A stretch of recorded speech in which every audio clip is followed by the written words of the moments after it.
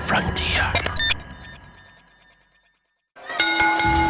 Ladies and gentlemen, the following podcast is Wrestling Daft and is scheduled for 1 hour. Maybe more. It has no real time limits, making their way into your ears. First, from a place called Barneston, he is the Pyramid.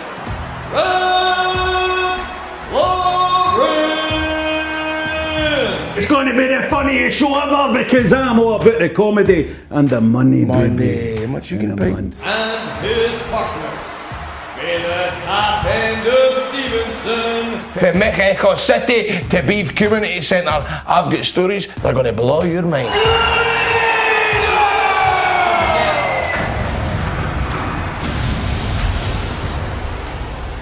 Hello and welcome to Wrestling Daft. No, I am not Rab Forms. I am John, normally producing this show, but I'm taking over the hosting duties. I'm doing a run-in on Rab because he's away getting married. Hopefully it won't be a traditional wrestling wedding where he finds himself up at the altar. The ceremony happens only for the register to unmask in an Eric Bischoff style, and underneath that mask would be Grado. Hopefully that will not happen this weekend when he gets married. And Grado isn't here either, so don't expect the usual 193 mentions of TNA. Instead, I'm joined by my tag partners from the Marks podcast. If you've not listened to that every Tuesday, thank you very much. It's a wee bit like the invasion angle. You know, you think you're going to get some big names, and then it's just a bit of a disappointment. So please welcome Wrestling Daft's answer to Chuck Palumbo and Sean O'Hare. It's Big Alex and Scotland's premier wrestling journalist, Garry Cassidy. How's it going? Don't worry, I'll be bringing the TNA references anyway. I'm happy to bring that counter up a wee bit. You guys love TNA. I'm just disappointed you didn't introduce us as Billy as Chuck, because then you could have been Rico. No, you're not stylish enough to be Rico, let's be honest. I'm more probably Hugh Morris. Probably God, that ripping off that plaster of the invasion angle again. How bad was that? Jesus. It's a bad thing. God. So anyway, I'll have to tell you about Grado, because he's, Rab's getting married, and originally Grado was going to be at the wedding. They're good pals on this podcast, known each other for many, many a year. So Rab had put out an invite to Grado, or what he thought was an invite, saying, we'd love for you to witness our wedding. So Grado was like, wow, I get to go to Rab Fornes' wedding, and he's going to his girlfriend. Listen, we need to go to this wedding. Greg Hemphill's going to be there. Very good friends with Rab. All the big showbiz stars will be there. Listen, you go out and get yourself a dress. I'm away to buy a new suit. So this happens. Grado then looked at the invitation after all this happens and scrolled down to think, you're invited to watch the live stream of Rab Fornes' wedding. So, yeah. So he's got a new suit out of it at least. So does his girlfriend still have that new dress? And I don't know. Grado will have it back at the shop. Grado will have it. Don't you worry about that. So yeah. So good luck to Rab getting married on Saturday. They'll be back really, really soon on this podcast. But we're keeping the ship going. We've got all the usual stuff that you're used to on the headline show. We've not brought our marquee stuff with us this week. So all the usual stuff. Garry is taking charge of the List of Wrestling Daft this week.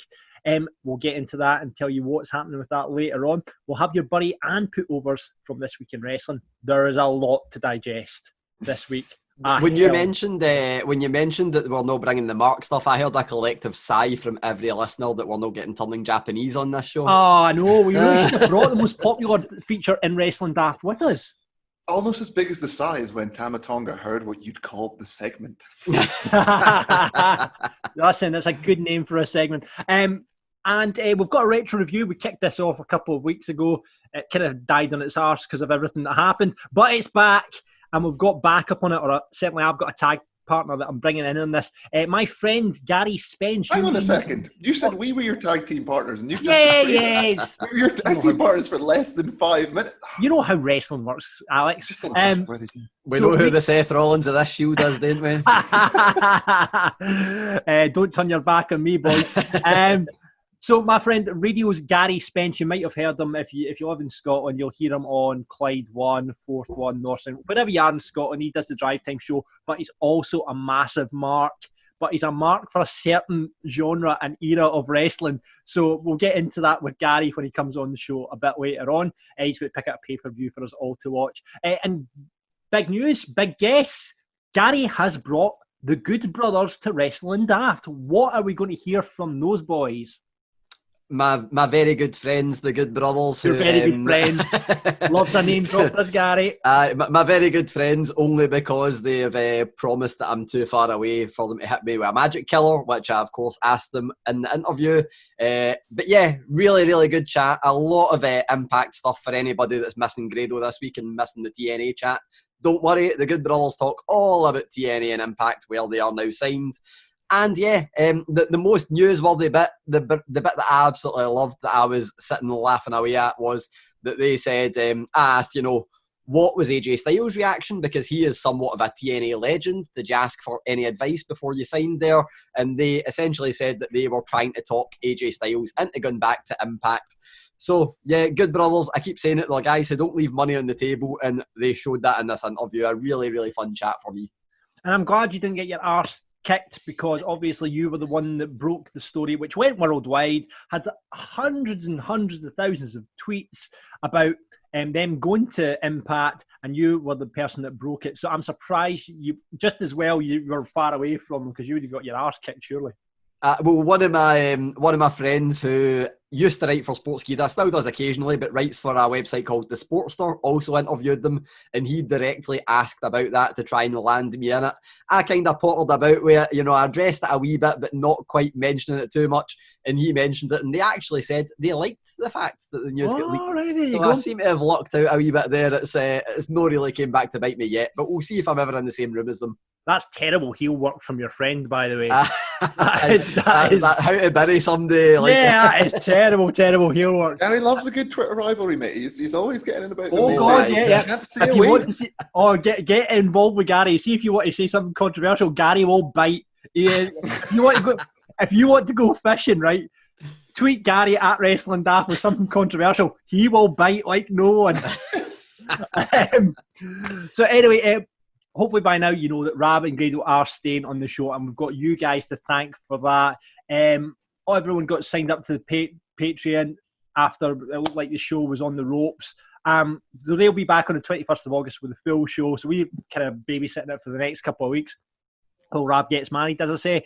The response has been brilliant from you guys. Death Rollins says, the news I was hoping for here, Rab and Grado with our no fucks given take on wrestling. We should get that in our t-shirts. Wrestling Daft, no fucks given. So now we're fan-owned, and he says, poor Conan. This was in response to the fact one of our listeners reached out to Conan to try and get him to tweet nice things about the show, which he did. Unfortunately, Rab thinks he's shite. So this is a modern day or a Wrestling Daft equivalent of Pat McAfee, Adam Cole. Oh yes, definitely Conan Rab Florence is the modern day equivalent. Must talk about that in the Bury and Putovers later on as well. Stuart says the best 6.5 minutes of my life watching the video will be announced for staying since he lost his virginity. 6.5 minutes, jeez, that's good. So happy you're going to continue. All the best, fellas. And Kieran Colley says, yes, boys. The Bingo Balance Wrestling Daft dream lives on. Oh, it does. Imagine the day when Bingo Balance comes onto this show. Myself and Kirk Cooper, who was the one that originally got in touch, can moderate it, since he's a man that I know, I won't say very well, slightly well. Right. So myself funny and Kirk you mention the name Kirk Cooper, that might crop up again later in the show. So thank you very much. There was a few people that thought it was a work. Come on, we're a wrestling podcast. We wouldn't work you, would we? Anyway, it's all been kicking off on Twitter this week as we put up a fan poster. I don't know if you guys have seen this. Have you seen... Oh, you've obviously heard that Chris Hemsworth's meant to be playing Hogan, yeah? Yeah. I seen that fan post. I really wish that I used a more bulked up photo of Chris Hemsworth, because he is bigger than that photo. I guess, but you need the angle to get the moustache in and stuff. How big of a method actor do you think Chris Hemsworth is? Do you think he's going to go full steroids to get the Hogan look? Oh, I thought you meant, is he going to be a racist and do porn? Well, that too. If you're going to do method acting, now's the time to do it. Now's the time to come out as a racist. You will get all the Twitter abuse. Yeah. So we put that out there, and we kind of asked the question. We said, if there's any, what actors would you like to see play wrestlers? So we threw that out there. Have you got any ones off the top of your head, guys, that you think where you've seen an actor going, they would be brilliant at playing that wrestler? So the one that I always wanted to see, and this isn't so much a wrestler, we've all heard the rumours of Vince McMahon and having, who was it, Ryan Gosling that was meant to play him? Sorry, Yeah. Bradley Cooper. Bradley Cooper was meant to play him. Was it not Ryan Gosling? Ryan Gosling No, it was Bradley Cooper. It was Bradley Cooper. Bradley really? Cooper. Ryan Gosling would make more sense to be Vince than Brad Cooper for me. I disagree, but I think Bradley Cooper would be a much better Vince. Oh no, I've got a better one than that. My favourite actor of all time, the man who can play any role, Michael Keaton, I think would have been a fantastic Vince McMahon. Yeah, That I'm is up the for that. guy I would have Great loved to see. See, I was going in a slightly different direction. I thought we could get someone like Danny DeVito to play Paul Heyman. That would With a little be bit great. of comedy relief. or the other one for me would be to get Ron Perlman as Kevin Nash. Oh yes. Yeah. Jeez. Vince would definitely book a small person playing Paul Heyman. He loves a dwarf and a midget, does Vince? So. Or Michael Chiklis playing either Eric Young or Stone Cold Steve Austin. They've got a kind of similar look. Oh, yeah, that's a good shout. Talking about Danny DeVito, we'll get into the listener suggestions here. P. Wills says Danny DeVito is Grado. Oh, come on. Yes. I mean, Grado when he's a bit older. Maybe, yeah. Callum Hines says... As Grado would be the way to... Who's that? Have Rab Florence as Grado. Rab Florence as Grado. That would be the way to do it. That would be a real head fuck then. That would melt my mind. Callum Hines says Seth Rogen is Sami Zayn. Yeah, Aye. they look identical. Aye. I can see that. John McFarlane's went for it. This is a good shout. We were talking about Vince there. Joaquin Phoenix is Vince. Oh, aye, that would be good. That is the best shout. So yeah, definitely. Can we not put Joaquin Phoenix as Shane? Oh yeah, he could do so. What? So we're having Bradley He could Cooper. do like a moody, like kind of No, involved Shane. Shane is definitely both Brad Pitt and Ed Norton. That's just obviously the way it's got to be. Yeah, absolutely. After the fight. Oh, how about Fight Club? I was going to say WWE Fight Club. Sorry, Raw Underground. How about Statham as Cesaro? Oh Aye, yeah. aye. I mean, that's just bald man. Or bald man for bald man. The Rock as The Rock. That would work. Sir Ben going on with the illustration. Andy says Sir Ben Kingsley and Tara Reid as Perry Saturn and Moppy. Yes, make an entire Book film it, about book that. it. That would be fantastic. On Bradley Cooper, Henry says that he'd make a decent Ted DiBiase. Bradley, I can see that. Fraser's went down a whole different route here. He's went for a River City edition. So he's got Jordan Young as Mr. Anderson. Stephen Purden, Shellsuit Bob as Rey Mysterio, definitely with the mask on. Grado as Bubba Ray Dudley. I can see that. Yes, 100%. Frank Gallagher. I'm not sure Lenny- Grado will take that reference though. Yeah. If you're not a River City fan, you'll have no idea at this point what I'm talking about. Frank Gallagher, who's Lenny Murdoch, is Bobby the Brain Heenan. And Sally Howlett, who plays Scarlett, as the sensational Sherry. There you go. River City meets wrestling. Who knew it would happen? Neil says Matthew McConaughey is Matt Riddle. Aye, I can kind of see that. All right. That's about as good as I get with Matthew McConaughey. I think everybody does that. Jimmer says Jeanette and Ian Cranky is the Macho Man and Miss Elizabeth. Daniel McBride, a young Kurt Russell, is Dolph Ziggler. Oh, that's a good show. I'd be down for that. This one from Scott. Samuel Jackson playing Teddy Long would be wild. You're going in one-on-one with the Undertaker, motherfucker. R-rated Teddy Long. Yep. Mark says Alf Stewart from Home and Away as the Repo Man. Kieran Kelly, not that one, says Christopher Biggins and Alan Titchmarsh as Patterson and Briscoe. George Galloway as Goldust, says Graham. And I think this is the best shout of them all. Andy says crazy Mel Gibson should play Roddy Piper. That's that. Aye, okay. He's already unrealistically played one kind of Scotsman, I guess. Let's give And that him was another. yeah. That's all. Even kind of Roddy Scott's Piper, is he not Canadian? Piper's Canadian, yeah. So that's a whole head melt. That It's a bit of a shame, isn't it? So what's left over? This came in today from Chris, and I've got to say this is next week's homework. Right, listen to this. Starts off a bit dubious, but we'll go for it. After Marty Jannetty's tweet confessing to murder, I was wondering, what is the best stroke funniest rumour you've heard about a wrestler? When I was at school in the early 90s, loads of rumours the Warrior died and was replaced. That's why he looked so different at Mania 8. I remember that rumour. I remember Warrior turn up and you're like, that's a different Warrior, man. There's a similar rumour of that going about just now about Vince McMahon. What? Yeah, Like about Vince McMahon Jr. That apparently, it's the full Paul McCartney thing all over again. Is it? There's a rumour about that, but obviously very unsubstantiated. But that was a wormhole I went down one night and was like, wait a minute, this doesn't make much sense, but it's interesting anyway. Right, go and give us, in fact, we'll leave it just now, Gary. We need to investigate this. There's 2 Vince McMahons. That's amazing. So yeah, that's your wrestling homework for next week. So if you want to get involved in that or just throw us some random wrestling related stuff, get on us on Twitter at Wrestling Daft, on Insta at Wrestling Daft Podcast, and just plain old Wrestling Daft on Facebook.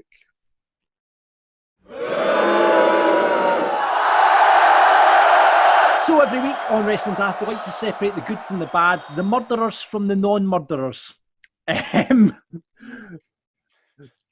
When have we ever tried to do that before? Has this just turned into some kind of wrestling Cluedo that I wasn't aware of? Yeah, well, it's in reference to something that's about to come up. Let's go over in the Bury and Putovers for you guys for this week. Gary, come to you first. What is your Bury and Putovers from this week? You're going to hate me. My Putover is Raw Underground. Oh, get to I really enjoyed it. I just think it's the kind of thing that there's potential there. There was mentioned on the Marks podcast a lot of stuff I didn't like about it, but there's definitely potential there. My bury is an interesting one. I'm actually going to bury Lance Storm. Ooh. And Quite specific. Yeah, and I love Lance Storm as an in-ring talent. Looking back 20 years ago, loved the guy. He has caused an absolute shitstorm on Twitter today by saying intergender wrestling shouldn't be a thing, which I disagree with. I agree that you should be able to, opt in or out of it, depending on if you like it or not. But you shouldn't just shut it down completely. So Lance Storm, purely for that opinion, I like the guy otherwise, but Lance Storm and another person who weighed in on it. And again, this is where I can bring a wee bit of the Rab Florence to the podcast, because I know that Grado would hate me saying this. Jim Cornette has also weighed in, so I'm burying Jim Cornette by proxy, and that is something that I will always do. Alex, what you got? This week, I want to put over one of my favourites, of Mr. Eric Bischoff, for coming back to AEW, playing the role of adjudicator between Jericho and Cassidy, and not hogging the spotlight from Jericho or Cassidy. And what is your bury? I would like to bury Eric Bischoff, because I've went back the last ever since the rumor of him coming up, I was like, I'll go back and listen to some 83 weeks. And what you learn from 83 weeks, which I forgot about, is that he talks a lot. And he takes no responsibility for anything that he does. Did I overuse Ric Flair? No, that wasn't me. That was such and such. And did I get guaranteed contracts? No. So he needs to stand up, take responsibility for one thing, and inspire the rest of America to wear bloody masks. Basically, he brought WCW into the ground, didn't he? I was going to say, my controversial opinion there would be Eric Bischoff going, did I bury the rest of the roster by pushing NWO too hard, or letting them push themselves too hard? Yeah, maybe not. I'm watching the Monday Night Wars thing on the network at the moment, and it's very obviously, because it's made by the WWE, it's obviously very biased towards the WWE. It's ridiculous, actually. But you just go, bloody hell. So yeah, that's for me, Bury and Putover.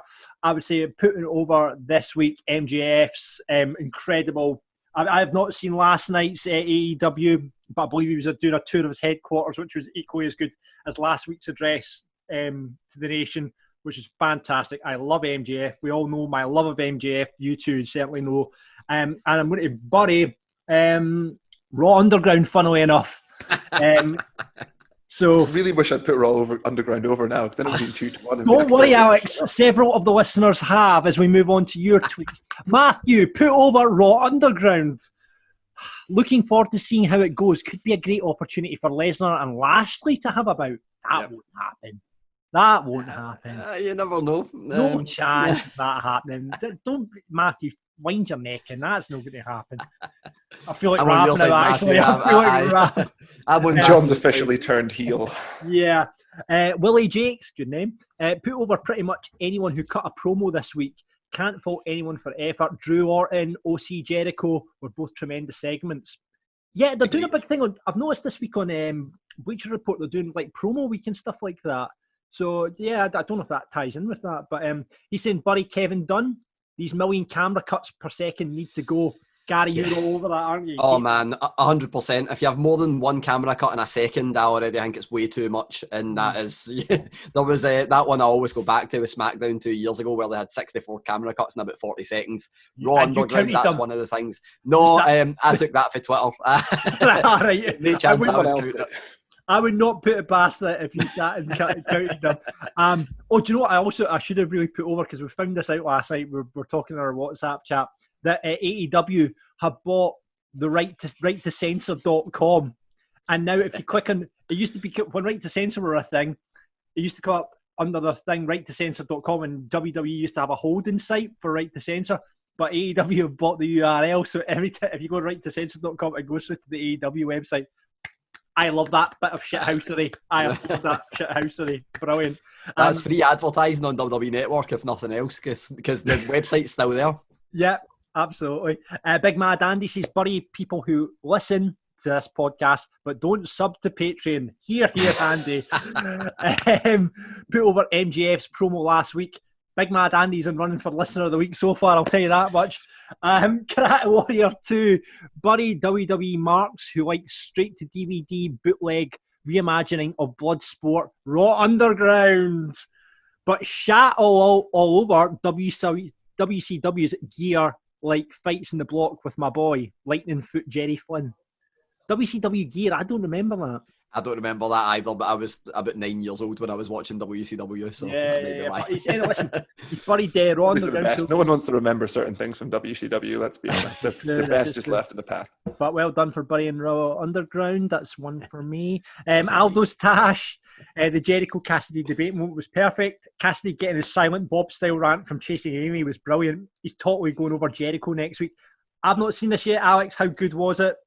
Oh, it was excellent. At one point, one of the questions is about climate change, and Cassidy just goes off into a rant about climate change. It's just. Was it like that scene in Old School? I don't know if you've seen Old School with Will Ferrell when he's doing the debate and he just suddenly goes, blurts out and he wins the debate. Not quite, something similar, but they set it up. They've been very political with the presentation of it. I love it. It was great. Right, great. I'm looking forward to watching that. Dan says, bury that fucking nonsense Shane McMahon decided to do. Yeah, another one for me. If I want to watch that pish, I'll watch Fight Club. Put over the two greatest wrestling podcast hosts, Bab Florence and Grado Wrestling, for continuing and ensuring I don't jump in the bath with a toaster. John's no bad and all. Thank you very much, Dan. That guy's not getting Listener of the Week. No chance. Gordon put over how confident Dominic Mysterio looks. He does, doesn't he? Aye. Looked absolutely incredible in that segment with the kendo stick. And I mentioned, the camera. We mentioned the camera cuts. The camera was one of those things where it was like, how much shaking do you want? Yes. And it was terrible, but Dominic Mysterio was fantastic in it. It was just... I love how Alex is... If you're watching the video version, Alex is now showing us how that works on screen. Aye. Dominic looks brilliant. I keep telling people to go to his Twitter profile. His pinned tweet is him hitting one of the best drop kicks I've ever seen in my life. Really? It's Randy Orton-esque. I'd like to see him get a few. I think putting him into a match against at SummerSlam is a big ask, though. You would like to have seen him getting a few kind of warm-up matches, and I hope they maybe do that. Maybe they put him in with Murphy. Maybe they put him in with a couple of guys in the run-up to SummerSlam to give him. I wanted to see him in a tag team match first with Rey Mysterio against Murphy and Rollins. I thought that would have been better, but at the same time, I think Seth Rollins is able to carry any match anyway, and Dominic does look good, so I'll see.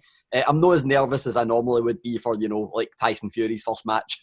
I'm not quite that nervous, so wait and see. Yeah. And maybe Pat McAfee will take away the heat. It won't be live, surely, if it's SummerSlam. Like, they'll do pre-recorded stuff. Oh, yeah, that's actually a good show. They'll probably pre-tape the match. just in case. Though I've heard rumours that for SummerSlam they're looking to get an outdoor venue and it could be up to 500 people watching it. So whether that means I really want them to do the UFC and get the boat.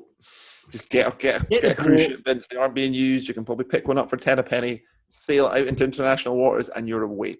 Yeah. I've just thought of 3 words that I think would make for the best TV ever. What? Raw Underground Island. Oh, Gary, shut up. Raw Underground at Sea. Raw Underground at Sea. I want it now. Gordon is putting over at Dominic Mysterio, but he wants to bury AEW for booking the shite Funkadactyl. Funnily enough, I'm interviewing her on Monday. Oh, right, okay, we'll redact that. Jim put over Drew and Orton's promo. We were talking about that in the Marks show. It was really, really good, wasn't it? Loved it and gripped. Plus, my son actually sat still and watched it, so it must have meant it was good. Also, the fact he loved him calling him a prick.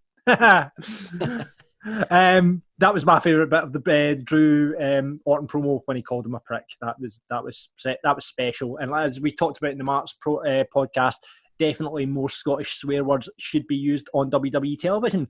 I fully expect him calling Randy Orton a ball bag on the run up to SummerSlam. That better happen. And Buddy, the fact that there's so much good wrestling on, but I don't have enough time in a week to watch it all anymore. I know, isn't it?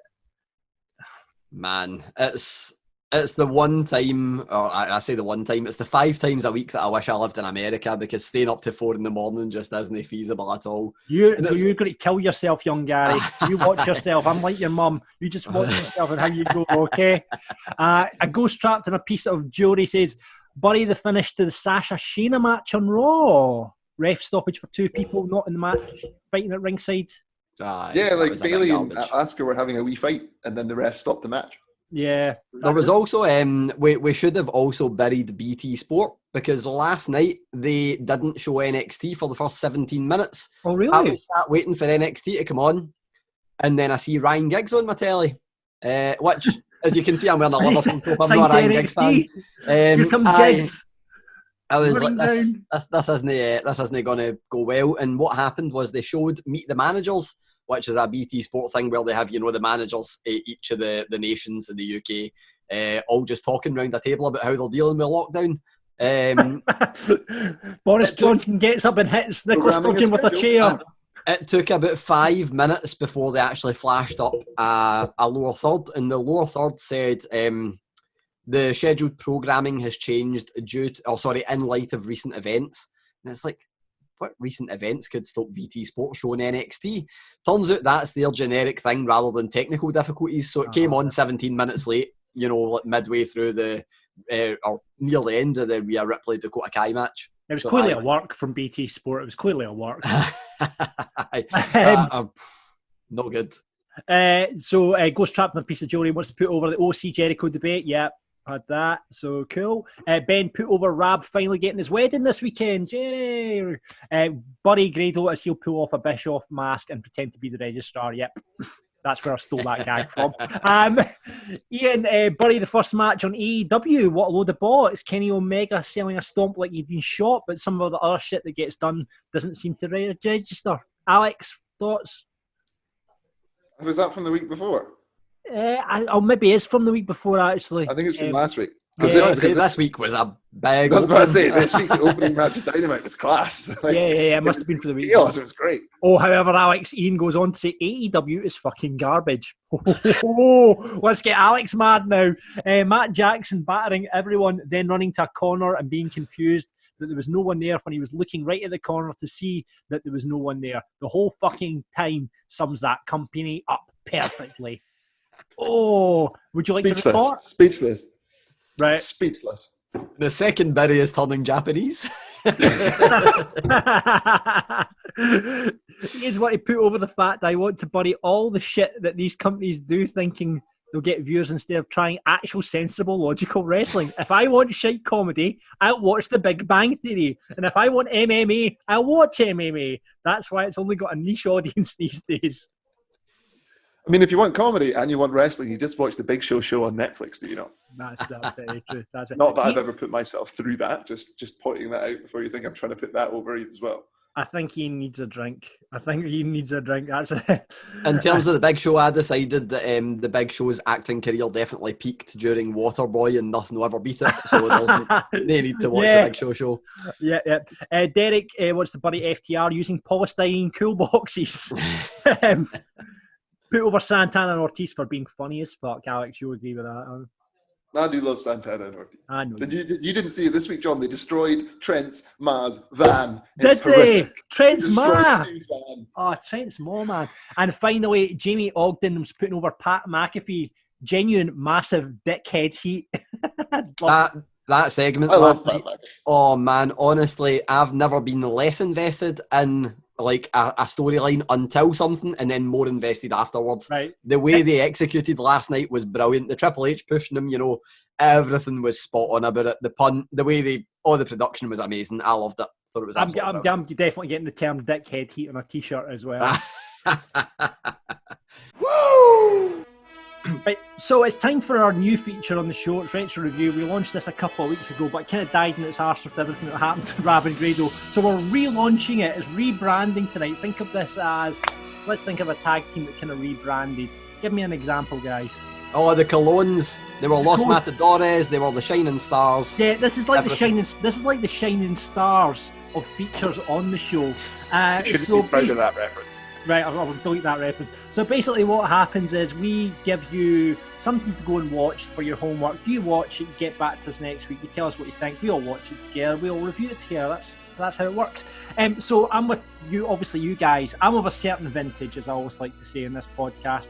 And, whether you guys are like Young Bucks or, one of these fancy Revival or some shit like that, I'm more of a kind of Legion of Doom kind of guy, an Arn and Tully kind of guy. So I need to bring in a tag team partner here. So he's my animal to my hawk. It's Garry Spence. Now, Gary, welcome to the show. Thanks for having me, guys. Good to meet you all. Yeah, I'm already annoyed at your reference to Legion of Doom because everyone knows they are truly the fucking Road Warriors. Well, that's true. Now, That's how old school we're going here. That is exactly how old school we're going. Now, you might have heard Gary's voice. If you live in Scotland, Gary's across the nation on various different radio stations, talking shite on drive time, doing travel, all that sort of stuff. But deep down, I know this man is a huge wrestling mark. However, he knows fuck all about the current product. Like, if you were asked anything about NXT, Gary, do you know what you think NXT is? I was calling it Next for like 3 years, and that's not. I'm not even trying to be funny, by the way. I'm really not. This will sadly become apparent to you. This is true. So Gary knows nothing about the current product. Do you know what the current world champion is? You must. Yeah, because I interviewed him the 12 hours after he won it. Unless he's lost it again, Drew. Yes, well done. So yeah. Obviously, I didn't tell him I don't watch it. I'm like, oh yeah, I've been watching your rise and your climb over the last year. What an inspiration you've been. Turning up for the big games, I think they call that. Yeah, that's it. He'll watch WrestleMania right enough. He will watch WrestleMania once a year. But so Gary, what is your kind of specialist area of wrestling? Right. So, and you mentioned it's interesting, the fact that you're, of a certain vintage. To me, it's not an age thing because I am younger than John, and I'm still into older stuff now. Not by much, to be fair. Well, I'm younger than John. That's the fact. So, and for a good while, when I got the network, John was, I think John was moving house or something, so he had my login. And it was hilarious because John would be going on to check out the latest NXT, as it turns out it's called, and the latest Raw. And all he would see is, continue watching Starrcade 93, because I was just watching all this old shit. And, my specialist subject on Mastermind, we did it on my radio show a few weeks ago with the boys. My co-host's a big Dunfermline fan. And I think so his was the Pars, but I think I was actually starting to creep them out because I think the point where they sort of went, no, get the fuck out of here, was when I was able to say that WrestleMania 4 was held on Sunday, the 28th of March, 1988 at the Trump Plaza. The first of two, of course, which happened there. And so WrestleMania's 1 to 10. After that, I think I was just one of these wee guys that I wouldn't watch WCW, but all my sort of gimmick guys, they'd all gone there. And, that was the new WWE to me. But I can't remember if it wasn't on TV as much or easily accessible, but it just wasn't the real thing to me. I do remember, again, I'm giving my age away here, despite never being a WCW guy, I remember when I got the wrestling ring and figures from Index catalogue that WCW always had a better ring because it had a wee platform you could spring them off. Yeah. And with that, I'm just going to shut the fuck up because I sound like your granddad talking about. And of course, it was this big bit. They called it vinyl, and you put the needle on it. So WrestleMania 1 to 10. Right, Gary. I don't think I've ever asked you this. Who's your favourite wrestler of all time? It's Hogan, isn't it? It's absolutely not Hogan. No, and this was before I knew what a bit of a cock he was in real life. Although even non-wrestling fans, I still get a kick out of showing them his that famous contract where, you know, he got like $500,000 for wiping his arse backstage. You know, I mean, it was absolutely insane. So Hogan doesn't bother me that much. The fact that his daughter is very similar to his wife creeps me out a bit. I think he's had some questionable episodes, but. And maybe it's why I'm a wrestling fan. I like a happy ending. When I saw him at WrestleMania 30, when he came out and completely ballsed up the venue that he was referring to for WrestleMania 3 or whatever, I love seeing that. To me, that's what the wrestling was always about, you know, and I love it when the old guys come back. So I was also happy when he came back. Was it year before last when he was out? And then Heyman just being... this is the thing, I don't watch it all the time now, but I'll check in with it. And, you know, I've got my guys. I think Paul Heyman's obviously just... incredible. So to answer your question, this is like one of my links in the radio, John. It's like, just hurry up, Gary. Randy Savage every day of the week. Yeah. Every day of the week. Just when I watched him, he was interesting. I don't think there's many wrestlers, although I suppose we're here to disagree with this sort of thing, that are as good a heel as they were a face, a better heel actually. And anecdotally now, when you look back in hindsight and you've got these amazing websites like History of WWE where they list off every house show, you know, the respect for the fact that it sounds like the company really did lean on him when Hogan went off first time. I think it was like 88 when Savage got his first title. It's clear that there was a lot of shit being put on him because, you know, they'd never done it before after the big start of the boom. And, you know, obviously, if Hogan's not there in the 80s, it's not going to be as big, but it wasn't far off. I think he did a better job than anyone of carrying the company. And, you know, the stories you hear, again, through these websites of what he did gimmick-wise and how much he stuck to it. And I think everyone thought he was fucking mental, but I think he had respect, you know? No, exactly. No, Savage is a good shout. So let's teach these young whippersnappers something about the old wrestling or the wrestling, Gary. You've picked out a pay-per-view for the boys to check out and for our listeners as a whole to check out. What you picked out, mate? I've actually got two because, and this was bothering me. Just pick one, man. But I think the one that I'm going to pick is going to be so cliche to everyone for the reasons that I've picked it, and it's Royal Rumble 92. Right, okay. Yeah, see, I can see Gary there. That's even if you weren't born until 2004, you've watched Royal Rumble 92, you know, and the reason for that was, you know, there was a few reasons for it, but I just had a feeling that would be suggested about 6 times for the same reason, which was, you know, Flair going over the entire company, the star power, the last 5 guys in the ring, you know, had Taker, Savage, Flair, Hogan. I think the only people, and when you think, if you were to ask someone to list off, back in those days anyway, the top 10 wrestlers, not even through ability necessarily, just through pop culture, their status, their household name status. I think the only ones from the entire company of the golden era of then, I think it was Bret Hart, he wasn't wrestling, and Warrior. You know, you had everyone from Jimmy Snuka to Greg Valentine all the way up to, you know, Owen Hart was part of the card as well. So that, and again, before it sounds like I'm going to miss it out, Bobby Heenan's commentary. I think to this day you won't hear anything as funny as he must have been fucking shattered after that. You know, he really earned his money. So yeah, I'm saying Royal Rumble 92, but I'm not because everyone's seen it. So right, okay, right. So you're not saying Royal Rumble 92. So what are we going for? WrestleMania 6. WrestleMania 6. What did you love about WrestleMania 6? I loved the fact that even though WrestleMania 3 obviously was, you know, I know the attendance is disputed, but still to this day, if you look at that crowd, it's just fucking insane, you know. So that felt like a big event. But then, of course, it was a one-off in a way in the first 5, because although Madison Square Garden is what it is, the old house shows you used to watch and your Coliseum videos, again, ask your dad about Coliseum video. Ask your dad about videos. Madison Square Garden always looked really shit. They didn't bother with any lighting. You wouldn't know there was 100 people out there, despite how, you know, revered it was by, I guess it's just because it's the home of the company. But WrestleManias 1 and 2, you know, they were special historically, but WrestleMania 3 obviously completely different. And again, I thought that might be chosen. 4 and 5 weren't really for me. WrestleMania 4 felt like it was 17 years long. In fact, I remember my mate Jared had it on video, and it was so long. It was a double video set you got. Yeah, I remember it. Yeah. And WrestleMania 5, for much the same reason. I've seen shots of it since where someone's got, because I'm a big fan of Pritchard's show and all the rest of it. That, as you can imagine, I don't go near anything post 2002, but can't get enough. But otherwise, it was just a shit venue. You know, the Trump Plaza, it looked like it was in a marquee. The yellow carpet, so it just looked shit.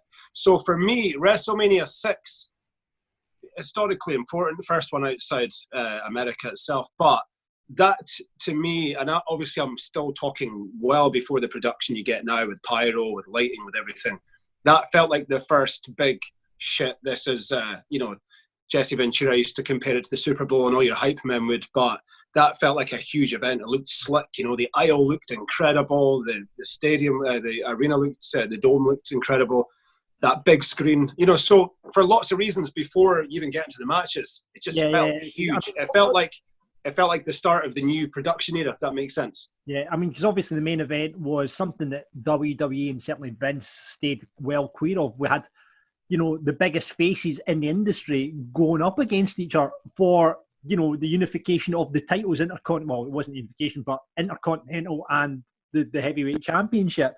I mean, is that the one match on the card that is your go-to, or was there anything in the undercard that you think? Some of it was interesting. I mean, I did think there was a lot of shit there as well. The fact that they had... I'm just looking down the card just now. There was some shit in it. The Hart Foundation went out and they got a massive pop, but this is Bret Hart's, and I know he wasn't anywhere near what he became, but it was still Bret Hart in Canada, and it was a 17-second match or something. It was almost like a novelty match, which I thought was a bit of a waste. Not just because he was in Canada, but because you want to see Bret Hart wrestle, you know? I mean, the card's pretty stacked. 15 matches on the card. It's pretty stacked. Even, again. You get stacked cards these days at WrestleManias, but that, for those days, was a pretty stacked card. Absolutely. The first mixed tag match, I think it was Sherry, Sensational Sherry, who I could talk about all night. Just, again, not even as a wrestling fan, just I've watched a couple of shoot interviews with her, and you know, I don't think there's any female. Again, gents of the younger generation, I'm going back pre-1963, but I don't think there's any female in the industry who was respected more by the boys for just getting involved and going, you know, hell for leather. So that was on, although that was, again, when you look at Savage the year before, you know, he's in the main event, and now he's wrestling a near-on midget with Dusty Rhodes. That felt like a bit of a you know, fall from grace. However, without sidetracking, that's another reason I love Savage. I don't think anyone else could have made the King moniker what it was. You know, he really did run with everything that was given to him. So Warrior Hogan, obviously huge. Like you say, face versus face. I think it might have been Bruce Pritchard or someone else makes the really panicky point that it wasn't actually title for title, because you know, it was all about either maintaining what Hogan had or taking. Like, the Intercontinental title was going either way to a tournament, but it was one of Hogan's. I think it was probably one of both. It wasn't an embarrassment. You know, neither of them are known for being good workers, but whether it was, you know. I mean, when you look back at the time, I'm just looking at the time here. It went on 22 minutes, which for Warrior must have been the longest match he's ever been involved in. Yeah, I guess as well. Yeah, absolutely. You're right. It's again, you're looking for somebody. You're looking for a Bret Hart to carry one of them through a match, or a Savage, and they were, you know, the blind leading the blind. But yet, it turned in a great match. Maybe it was the event feel of it. You also with the crowd, you know, like you say, it was almost taboo. This hadn't been done before in such a mainstream, such a huge stage. So it just had that massive event feel. Hogan obviously did something that he's, I don't know how many times he's done it in his life, maybe twice. He put him over cleanly. And I just loved the whole feel of the event. There was some embarrassing bits about it, like Jimmy Hart coming out and singing with Honky Tonk Man, and Greg Valentine, who was obviously a very serious wrestler and ex-intercontinental champion, looked utterly fucking embarrassed with his life at that point. To be standing with his hair dyed black, coming down the aisle in a pink Cadillac with Diamond Dallas Page, and just like, lots of nonsense, but lots of good matches. Also, Rick Rude was in that as well. I was a big fan of him. Thought he was quite good because he somehow jolted around looking. He sort of played the old man when he was hobbling about, but obviously technically a brilliant wrestler. So again, another name-packed, star-packed card. And it's funny, now that I'm talking about it, I'm realising a lot of the card was actually shit. So I don't really know why I chose it. Chose it for the main event. We've got all the way through it. So WrestleMania 6, that is your retro review for this week as set by Garry Spence. Gary, thank you very much for coming on the show and setting. Right. By the way, watch out for the two things I love about the commentary, because I always mention the commentary because they make it. In fact, one of my favourite facts of all time is the fact that when Jesse Ventura took WWE to court retrospectively to get royalties money because he argued he was talent, you guys might have better sources than me. I consider myself quite well read up in this sort of thing. But if I was ever going to get in touch with the Pritchard Show and ask a question, which I'd never be that guy, I'd never make that final step. But the question I would ask is, is it true, which apparently it is, that to determine whether or not the commentators are or should be considered talent and have the same rights with royalties and merchandise, a grand court jury in New York had to watch WrestleMania 3's main event without commentary, then watch it with commentary. And I just think that, like, Jesse Ventura was... It's a brilliant story, but there's a bit in WrestleMania 6 where Ventura, I'd never spotted it before, although I heard he did it. He'd always give a shout out to his wife and her sister back home in Massachusetts or something, which was apparently something that pissed them off, but Jesse Ventura clearly did not give a fuck about anything. So. I love Jesse. I love Jesse. He's my favourite color commentator. Gary, thanks very much. And of course, we can hear you on the wireless where? 4 o'clock, depending on your location. Clyde 1, Forth 1, West FM, TFM, North Sound 1. And on Saturday nights on all those stations, but not Clyde 1, but adding on Radio Borders and MFR. It's all very simple. It's not at all a mess. Yeah. Thank you very much for coming on, Gary. Good to meet you guys. WrestleMania 6. You just made the list! So every week we ask you guys to vote on our list of wrestling daft. This week, as Rab's away getting married, we thought we'd ask our patrons, do you want us to talk about the best wrestling weddings? Oh, of course you thought everyone will vote for that one. Of course, Rab's getting married. That's sweet. It's romantic. No, that didn't happen. We also put that up against, do you want us to talk about the worst themes in wrestling? And with 67% of the vote, everybody voted to talk about the worst themes in wrestling. So we thought we'd hand the baton over to Gary Cassidy on this one because he's never done the list of wrestling daft. So this is very exciting. Me and Alex don't know what he's going to say here. Gary, fire away. I'm absolutely raging because I really wanted to just talk about that Chuck and Billy wedding, but I guess it will just need to wait for another time. Am I allowed to have some honourable mentions here? Yeah, go for it. Excellent, because I was struggling to get this, down. One of the honourable mentions, I believe somebody actually mentioned it on Twitter, and it was the Rob Conway, Just Look at Me, Randy Newman ripoff.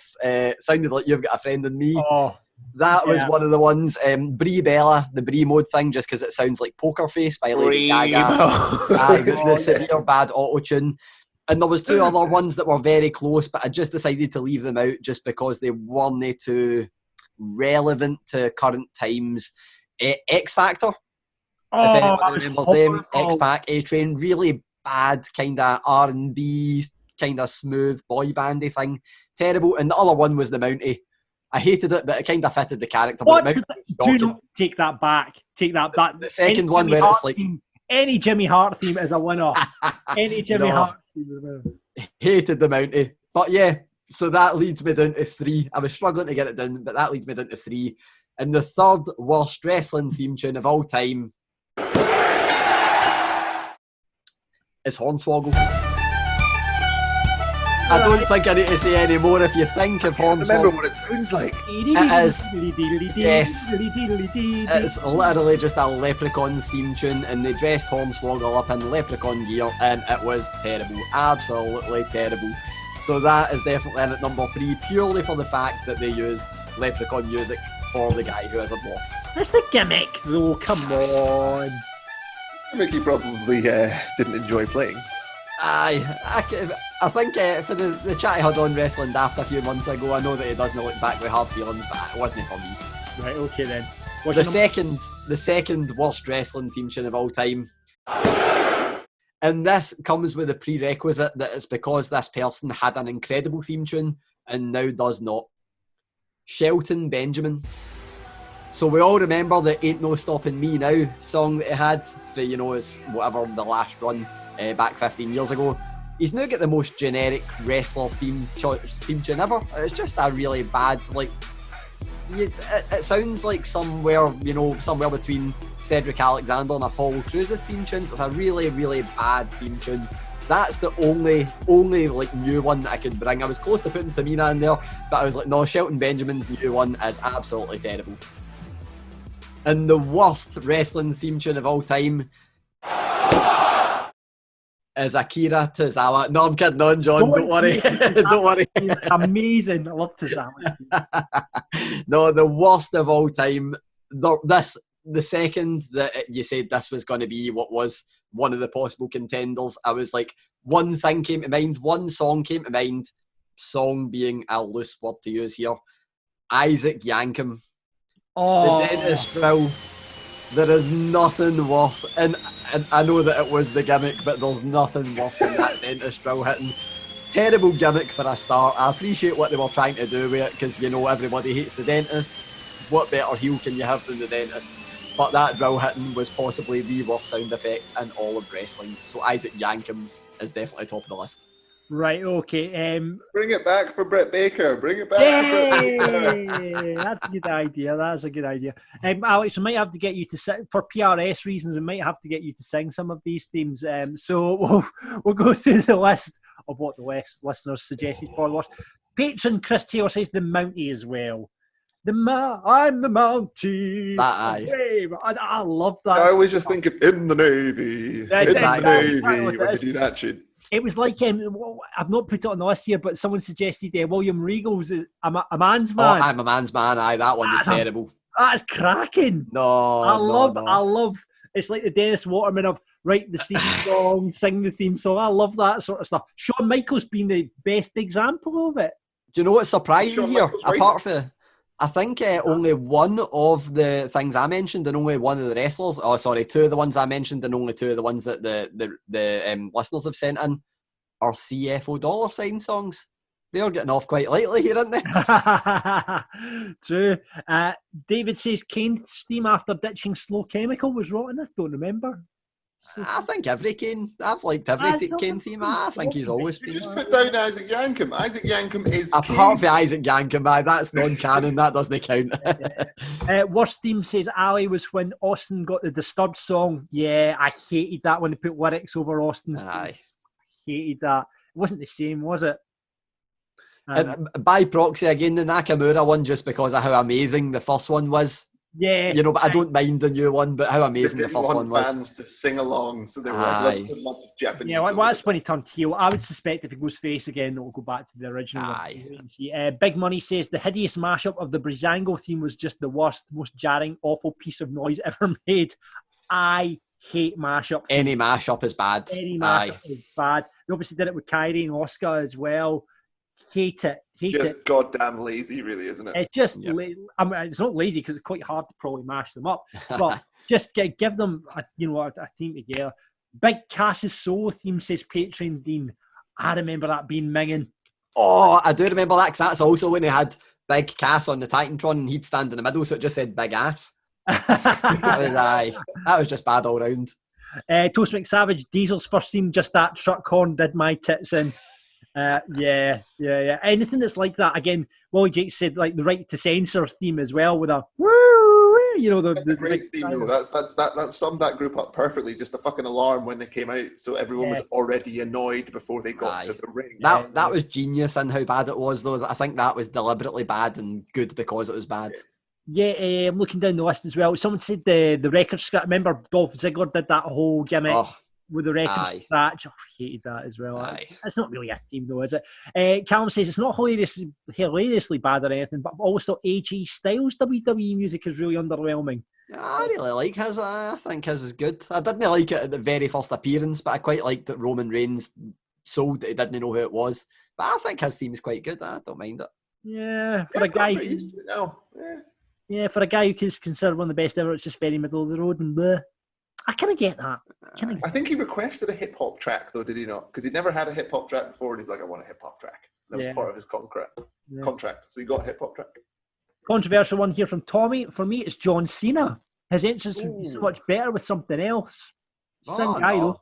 Both the Doctor I thought Thugonomics one and the Time Is Now are both. I think. Have any of you ever seen the video for Bad Bad Man from John Cena's rap album? No, I don't think. Oh, it's hilarious, right? So he dresses up as the A-Team and they go full like B.A. Baracus on everything, and there's just like explosions everywhere, and Cena's the old guy with the white hair. Great. It's from that kind of early Cena region when he had an album. It's hilarious. We've got one from John, who's got a few. Sorry, Paul has got a few here. Heidenreich, Bastian Booger, David Flair, Rob Van Dam's first theme. Can we go back to actors to play? Can we get Arnold Schwarzenegger to play Heidenreich in our wrestling film? Yes, we can do that. That's a good joke. And Paul also says, if anyone says the Mountie, Quebecers, or the Rougeau brothers, they can get in the bin. The Mountie will always be over with me. Which leads me on to Patreon. James comments, loads of terrible themes, but the crown jewel of the So Bad It's Good theme has to be the fabulous Rougeau brothers with All American Boys. It's equally the best and worst theme ever. Do you know what? I don't know why, but I have been singing in my head for the last month All American Boys from the fabulous Rougeau brothers. Are you guys aware of the fabulous Rougeau brothers? I don't even remember. No, I don't remember that at all. Right, okay. You've got to go out. Everyone, I say, if you've not heard the fabulous Rougeau brothers theme song, go out and listen to it. It is so bad, like James says. It is brilliant. It's been in my head for the last month and it needs to get out because I'm going mad.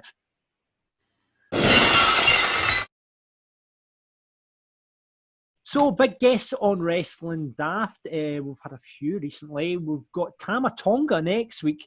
But this week, Grado isn't here, so we need to keep the TNA flag up. So we have got from Impact, speaking to Gary Cassidy, the Good Brothers. Gary, how did you manage to get them? Yeah, and in recent years, you'd say probably the second biggest signing Impact's ever had, apart from Grado. So there you go. But no, Joe Henry, third. Joe Henry. Let's give him. Joe Henry can go in there as well, definitely. But yeah, this was one that I actually had a wee chat planned with them about talking Shopomania. Then they signed with Impact and I got given them through Impact, which was great as well. So it was a pretty Impact heavy chat, but of course the Good Brothers, I keep saying it, they're not people to leave money on the table, so they would open up about everything and make the most of everything. Ask them, who's going to be the biggest star out of the free agents that isn't the Good Brothers in Impact. Ask them what AJ Styles thought of them signing with Impact. And yeah, they just chatted away and were their usual Good Brothers self. Guys that just have a great love of the business, as we've seen through Talking Shopomania. And yeah, hopefully everybody enjoys it half as much as I enjoyed doing it. So here they are, Carl and Big Luke. Hey everyone, and welcome to another very special Impact interview from Sportskeeda Wrestling. And you could say this one is twice as exciting as many that we've done in the past, because we've got two guests. So let's get down to it and talk some shop with the best tag team in the world, Fact, the best wrestler in the world, Machine Gun Carl Anderson, and the best big guy in the world, that's the big LG Doc Gallows. It's the Good Brothers. Now I'm giving them that fantastic intro because we need to address the elephant in the room before we get into the interview. I'm nothing if I'm not transparent, so full disclosure, I wrote an article last month confirming that you guys had signed with Impact, that it was a done deal, and that evidently didn't ruin any surprises, because when Impact broke the news of your signing, the tweet became the best performing tweet in the company's history. Now I was going to ask, how lucky am I to be far enough away from you guys not to be on the receiving end of a magic killer, but a better question would be, Whose idea was it to announce your debut ahead of time, and would you guys have actually preferred it to be kept a secret? I thought thinking it was a good idea. Why not? I mean, let's get some buzz. Let's get some eyes on this thing. And then I think that us and Impact did a good job of using our countdown to down thing that we were promoting on social media, because we were going to announce our own paper stock and shop-a-mania, but also we needed a big announcement as to where we were going. So Dr. Strike 12 and the clip to be shown of us, in the Impact Zone making that announcement, and then Impact putting that out on their social media, ended up being the best performing tweet in Impact Wrestling history. So I think that it all worked great. It was a good idea. Yeah, I think in this environment, I thought it made it more fun to announce that we went ahead and signed. I would say if it was in front of a live crowd and maybe they were waiting for surprises, and then you can get that reaction by that surprise, maybe you could have held off. But I think in this COVID-19 environment, and there not being a crowd, I think us announcing that we were coming to Impact actually got a lot more eyes on that pay-per-view, and that's what made it so cool. And with the Magic Killer, you're lucky. It wouldn't really be that you're not that lucky, because it's probably the safest move in wrestling. Actually safe. Yeah, so the one thing that I think is definitely unquestionable is, well, the tweet worked. It done the trick. I mean, I mentioned it there. It's the best performing tweet in Impact history. Everyone's talking about the Good Brothers and Impact, so I don't think there's any question it worked. But my favourite thing, Big LG, you led everyone on a wild goose chase, which was amazing, from the photo in Jacksonville with a Bullet Club beer koozie and the Aces and Eights vest. It was, I think you'll forgive me for saying it was a hoot, but yeah, no one can ever accuse you guys of leaving money on the table. How fun was it to toy with the fans a little bit there? Oh, that ain't part of the fun, yeah. Fun trolling, and that's part of the fun, so I was loving doing that. We were down there to film the BTE bit with the Bucks, and what better way? I happened to have some Bullet Club and some Aces and Eights merch in the bag anyway, so why not throw it up and get people talking about it? Definitely, and like I said, you've made an immediate impression, get everyone talking. I keep referring to you guys as being like a needle-shifting talent, someone who brings eyes to the product. I spoke to world champion Eddie Edwards last week. He very much echoed that sentiment. But the one thing that I need to ask, you guys aren't the only new arrivals in Impact. Of course, there's Eric Young, Heath, EC3 and Brian Myers all turning up. Do you know personally if you guys were the first to sign out of that group? And if so, did any of them ask you for advice, or was it the other way around? Well, yeah, we were all talking, we're all friends, and we're all talking leading up into this. And I think it came off beautifully with, like you said, EC3, EY, Brian Myers, Heath. It came off great, But yeah, we were talking a lot. Carl and I have had success outside of WWE, so a lot of times people come to us to ask, especially someone like Ethan who was in that system for 14 years. They don't necessarily know what it's like outside, so we don't mind helping our brothers along when they need it. But I think we were a huge part of that. Definitely, and that's the one thing that I think, so many of you turning up. Obviously, you guys I mentioned being a huge name, but there's people that have never been outside of WWE. The one thing that I need to ask before we get into, everything that's going on in Impact right now and how fun it is, there's one man that you guys are very good friends with who's somewhat of a legend in Impact and TNA, and AJ Styles. Did you guys ask him for any advice before you signed, and what was his reaction to you signing? He called when he knew that it was actually confirmed. But, he's busy doing his schedule with WWE, and we were busier than we've ever been, putting together, all the stuff that we're working on and these wrestling deals. So he called and said that he was happy once it was done. But I don't think we ever went to AJ and then for advice on whether we should do it or not, because we had so much trust in the customer, which is what we were really looking for to Bonds. I think we got burned on the last run with that a little bit, so we were looking for that, and we both trust that, so it was all good. Definitely, and ultimately we're gonna talk AJ Styles into coming back to Impact. That's what we're doing every single day, texting him and telling him to come back. Man, I can't tell you how sold I would be to see you three guys back together in Impact. That would be incredible. But yeah, we keep mentioning yourselves and the other new arrivals. I'm going to assume that if I ask you, which new arrivals will have the biggest, pardon the pun, impact in Impact, you're going to say yourselves. So let's take you guys out of the equation. Which of the other guys do you think is going to be like, you know, a rejuvenated talent and Impact and someone the world has to see? I thought Gallo said this earlier that he, you know, watching like what he can do when he comes back and being able to stand out and show what he can truthfully do is going to be awesome, man. And Brian Myers, you know, people haven't really gotten a chance to see what Brian Myers can even do, and like he's a talented brother. And then of course EC3 has had, you know, had a main event run in Impact before, and then Eric Young, obviously the world champion. I mean, there's like so many things that got picked up in this last, you know, that Slammiversary and the TV after. It's an exciting time for Impact. Yeah, I mean, you throw that in there, and then you got Motor City Machine Guns, one of the greatest tag teams in Impact. They're making a surprise return too, which I almost felt the most bad for them because I loved how that was positioned to open the pay-per-view, but if we would have had a live audience, it would have gotten one hell of a pop when that music hit. Man, 100%. And I love that you guys were almost like a decoy for them turning up because, you know, everyone expected you to answer the open challenge. Those guys come out and it's, you know, doubly as exciting because we know they've still you guys later on in the night, and then you've got the Motor City Machine Guns at the start. It was absolutely great. So you've kind of bridged into my next question there, which was, you know, on the opposite end of that scale, are there any talents who have been in Impact for a while that new fans may not know about but have particularly impressed you guys since you've signed? Yeah, I've brought up Ace Austin a couple times.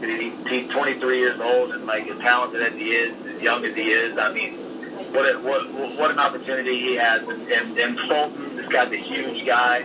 You got Willie Mack, who people might have heard, might not have heard of, but like the eyes are on Impact right now, and like I'm glad that Eddie Edwards was able to be seen in the main event winning the championship like that. Because like right now with all these new guys coming here and like you know the Good Brothers coming to Impact, I mean there's going to be some eyes on Impact. So like right now these next couple months of television are important because you're going to get new eyes watching, and these guys need to deliver, and I think that they did. And that's why it's so exciting to be a part of Impact right now.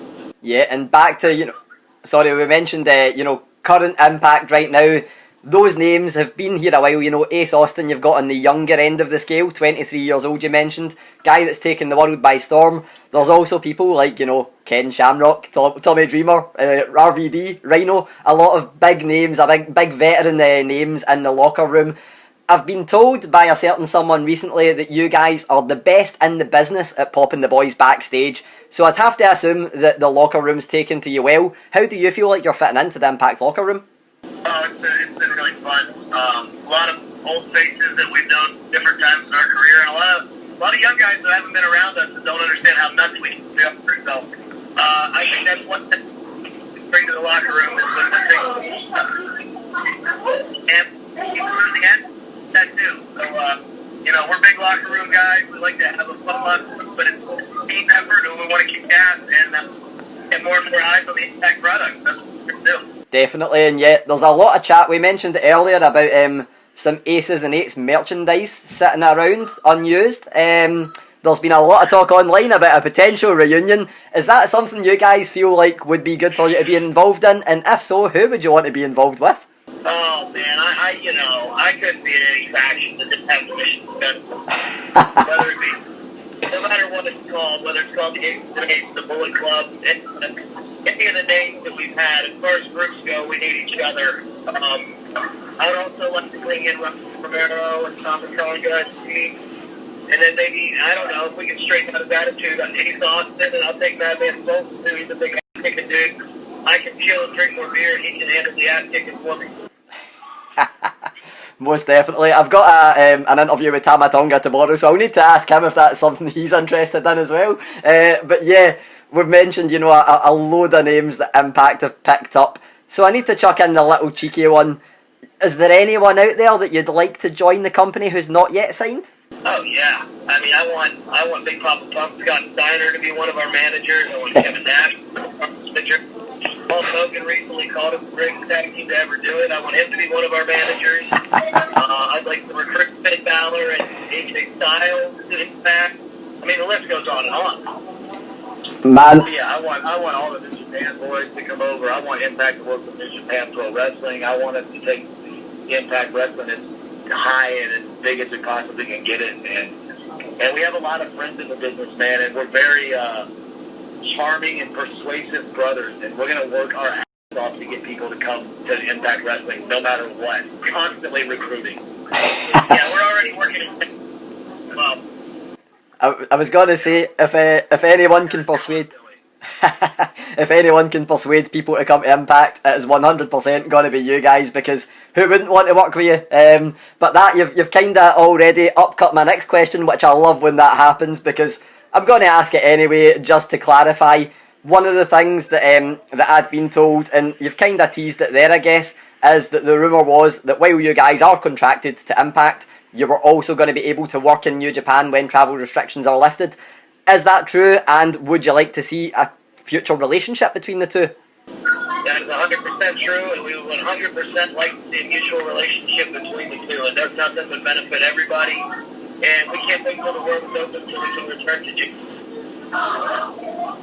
Yeah, and Impact has different. Impact has grown, and like they have a different management right now, a smart management, and a management that's into growing the product. And New Japan Pro Wrestling and Impact together. And however they work, maybe we start out, working just us working with them, or however we do it. It would be awesome to see Tanahashi come down to that ring and have a main event match against Eddie Edwards. I think someday, somehow, something like that will happen.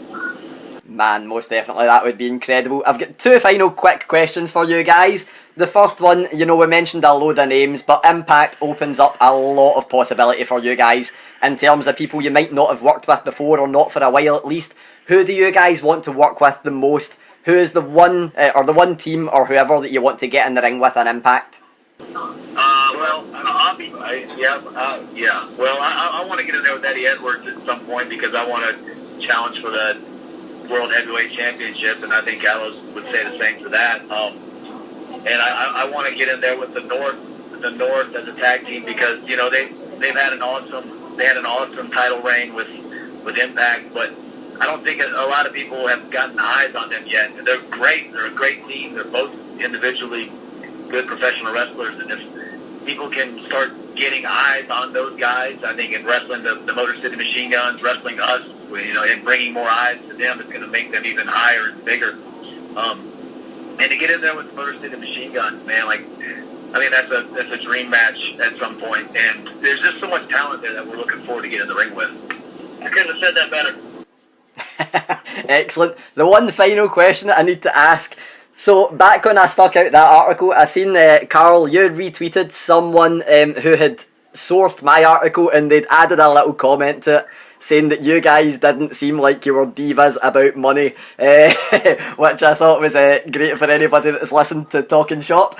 But the one thing that I need to ask, all this hype has come up about you guys, about Impact recently. Obviously, we mentioned that the best performing tweet in Impact history, Slammiversary, became one of the greatest Impact wrestling events in, recent times. I think you guys have a lot to claim for your own success there as being part of that. Are you being paid enough? Yeah. Yeah. Oh, yeah. Yeah. Right. Oh, yeah. We, that's part of it, man. We love to do what we do, and we'll probably do this until the day we die. But we also have families, and we also are businessmen, so we're not going to play around with bullshit. And Impact didn't come with any kind of bullshit. They came strong with an offer on all kinds on every single front, and it was something that we literally could not. We couldn't turn it down. We couldn't refuse it, and it was something that there was no way we were going to walk away from. And Impact took care of us in every way in that sense. I think that's one that's going to nicely stop some people from talking a lot of rubbish online, so I really like that answer. But yeah, thank you guys so much for taking the time. I really appreciate it, and I can't wait to see you guys in Impact. It's going to be absolutely amazing. Appreciate you, brother. Thanks for having us on, good brother. Thanks, guys. Have a good day. You too. Thanks, man. Thanks, Gary. So that's it for this week's Wrestling Daft's headline show. Thank you very much for listening. Sorry, Rab and Grado aren't here and you've been lumped with us three, but we'll be back on Tuesday with the Mark Show. We'll be back here covering again next week. Listener of the Week time, boys. Any nominations from you guys? The guy that put over Raw Underground. That's not happening. But I think there's going to be some host bias here, so I don't even think there's any point in trying. Yeah, so Big Mad Andy, who says bury people who listen but don't sub to Patreon, and he also put over MJS promo, so completely agreed with me. So Big Mad Andy, you are listener of the week. Thank you very much. I'll get the title in the post to you. It's rescinded if he isn't actually a Patreon himself. Yes, that will be. I think Big Mad Andy is one of our patrons. Good lad. That's it for this week's show. Please rate, review, and subscribe on Apple or wherever you get your podcasts. Remember, like I say, we go twice a week now. Tuesday it's us, Friday it's normally Rav and Grado, but you're kind of stuck with us for the next wee while. Next week we've got Tama Tonga on this show, which will be cool. Talking about Japanese wrestling, which Alex will be very excited about. And Rab. And Rab will be excited about it. Yeah. We'll be back on the marks with I've got to, big up Turning Japanese because it is our most popular feature on Wrestling Daft. So that'll be back on Tuesday, so enjoy that. Remember, if you aren't a patron, get involved, sign up, give us some money, keep the podcast going. Thanks to everyone that's done that already. Patreon.com/Wrestling Daft. You'll check out the video. You'll be able to check out the video version. You'll be able to see Gary wearing this Liverpool top. I'm wearing my Chips, Cheese and Donner meat top representing, and Alex, you'll be able to see his cat stuff in the background. So get on there. Lots of exciting stuff. So get on there. Patreon.com/Wrestling Daft, and why not buy yourself a t-shirt as well? shop.spreadshirt.co.uk/Wrestling Daft. Where can we get you on the Twitter, Gary, so we can wind you up and try and get you fish and get you to bite? Well, the thing that I was going to say is we need to get Turning Japanese t-shirts. That needs to be the next logical step, of course. But yeah, on Twitter... Make them slightly less racist than the name. They're not racist! Why do you think this is racist? It's a song from the 80s! You know what John's going to do. It's going to be a turnbuckle and a chopstick crossed over. That's definitely what it's going to be. But yeah... Okay, that's fine. I thought you were going to go somewhere else with that t-shirt. Yeah, while you're checking out Wrestling Daft, take away the last 4 letters, Wrestling Gary. Right, there you go. And Alex, we don't bother selling your Twitter, do you? Because you don't even post on it. So there you go. Right, cool. Thanks for that, boys. Thanks for helping us out on Wrestling Daft this week. We will be back on the show. We should invent a new catchphrase, really, because Rab and Grado do Up the Road and It's Yourself. We should invent some sort of Wrestling Daft catchphrase for us as well. In fact, if you've got a catchphrase for us, please get it into us on our Twitter at Wrestling Daft. Until then, we'll just say see you next week. Audio Frontier.